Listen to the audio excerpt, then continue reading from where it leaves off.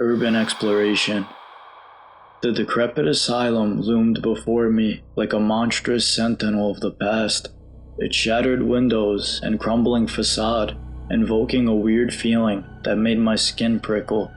My footsteps echoed through the overgrown courtyard as I cautiously made my way towards the entrance. Urban explorers had warned me about this place. They all said it was haunted, but of course I had to check for myself. The asylum had been abandoned for decades, a place where the mentally ill had suffered unspeakable horrors. I'm talking being left behind, being brought here by their families who didn't want them anymore, amongst other things. The sun was setting as I walked across the broken pavement. I had my flashlight in my hand, but the feeble beam barely penetrated the inky blackness within. As I moved further into the asylum, the walls seemed to close in around me, and the heavy air grew thicker. You would hear distant creaks and groans of decaying structure all around.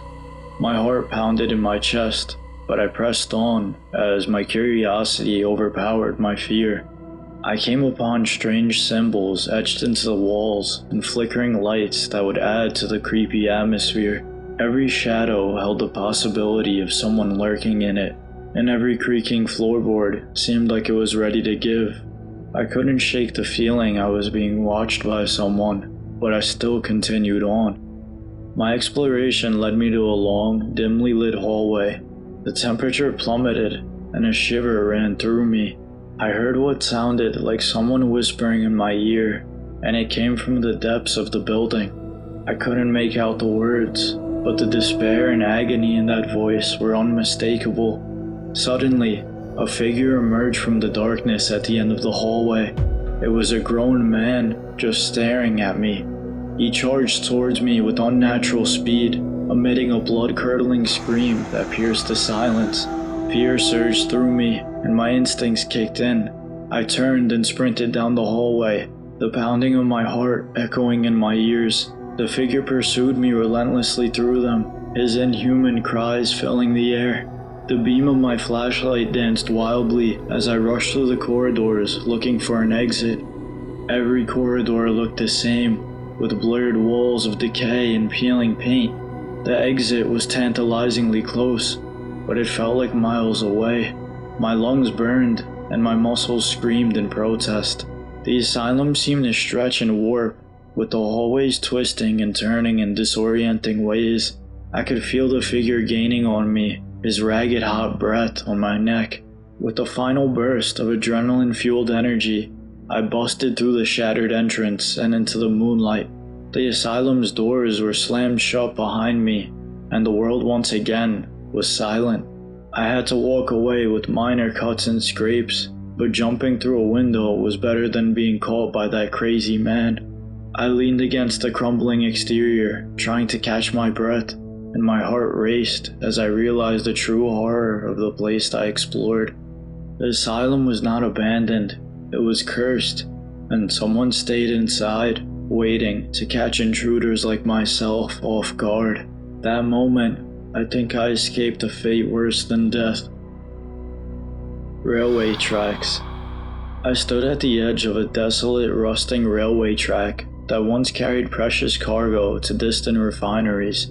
This abandoned mining town was once a bustling place, but now there was nobody. I'd always been drawn to abandoned places, captivated by the stories they whispered through decay and forgotten relics left behind. But this place, this forgotten town, was unlike any I'd explored before. The town had been abandoned in a hurry, leaving remnants of a bygone era. My footsteps echoed as I ventured deeper into the heart of the town. The empty houses, their windows shattered, stood like hollowed-eyed specters along the narrow, crumbling streets. The former inhabitants had left everything behind: photographs, furniture, and children's toys. It was as if they'd all vanished into thin air. I entered the town's dilapidated general store, its shelves barren and coated in dust. The air was heavy with the scent of decay, and a chilling breeze passed through the cracked windows. My flashlight's beam revealed a worn ledger behind the counter, its pages filled with cryptic entries. The last page was dated decades ago, and it detailed strange happenings that plagued the town's residents. The further I explored, the more unsettling it became. In the town's church, I found a weathered diary that spoke of strange noises from nearby mines. These included voices in the dark and disappearances that were never explained. The sense of foreboding grew stronger with each page I turned.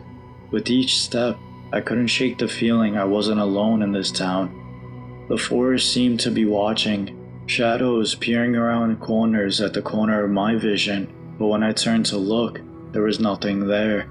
The stories of this place were coming to life before my very eyes. As I reached the entrance to the abandoned mine, my flashlight flickered, casting fleeting shadows across the opening. The thought of descending into pitch-black depths was terrifying, but I had to do it. I could hear the distant sound of dripping water, like a heartbeat, echoing through the dark tunnels. Deeper I went, my footsteps echoing off damp walls. My flashlight barely pierced any darkness. In the distance, I saw a faint flickering light. It was a solitary lantern, swinging gently. As I approached, I realized the lantern was suspended by an old, frayed rope, swaying as if someone had just walked past it. All the way down here, I said to myself that it couldn't have been. I slowly grew more and more scared. As I was starting to think that someone was down here with me, I turned to leave, but I didn't know my way out. Panic surged through me, and I frantically retraced my steps, searching for an escape. As I fumbled in the dark, the lantern now grew closer and brighter. I'd ventured too deep, and then I'd finally found my way out. At that very moment, I realized urban exploring just wasn't for me anymore. Another asylum. This was the kind of place only thrill seekers and urban explorers dared to tread, but that included me. The asylum had been abandoned for decades, a relic of a bygone era where mental health care was more of a prison sentence than a form of treatment. I couldn't help but wonder about the countless tormented souls who had suffered here. I moved farther into the building with a flashlight, and the air was thick with the smell of mildew. As I explored, the asylum revealed horrors piece by piece. I found a room filled with rotting mattresses, a stark reminder of inhumane conditions. I also found graffiti, which basically told me I wasn't the only crazy bastard to come in here. As I ventured deeper, I could have sworn I would hear someone over and over again. I tried to shake off the feeling, reminding myself it was only my imagination playing tricks on me. But then, as I was walking down a dark corridor, I heard the unmistakable sound of footsteps behind me. I spun around, flashing my beam that way, and all I saw was grimy walls. Walking down the hallway, I would see the occasional chair tipped over as if someone was desperately trying to escape. In one particular room, I stumbled upon a crude operating table, complete with restraints. The rusted instruments nearby hinted at the horrors that occurred here. I couldn't help but wonder if the asylum's past was more than a footnote in history. As I made my way to the basement, the temperature seemed to drop even farther. If you watch ghost shows, this is usually a sign of spirits. That's when I heard it, a chilling, guttural moan that echoed from the very depths of the basement. I spun around once more, this time to find an actual thing behind me. I couldn't tell what it was, and I didn't care in that very moment. All I know was that it blocked my path, the path I needed to exit through. Panic coursed through my veins, and I made a mad dash at the thing waiting at the exit. Probably not the best idea, but I figured it was it or me. As I ran at it, it entered one of the rooms next to the exit. I wasn't about to stay behind and look for it, so I exited the building as quickly as possible. I questioned myself to this day on whether it could have been my imagination. A place like that has to play tricks on you, but it felt so real, and I saw it moving.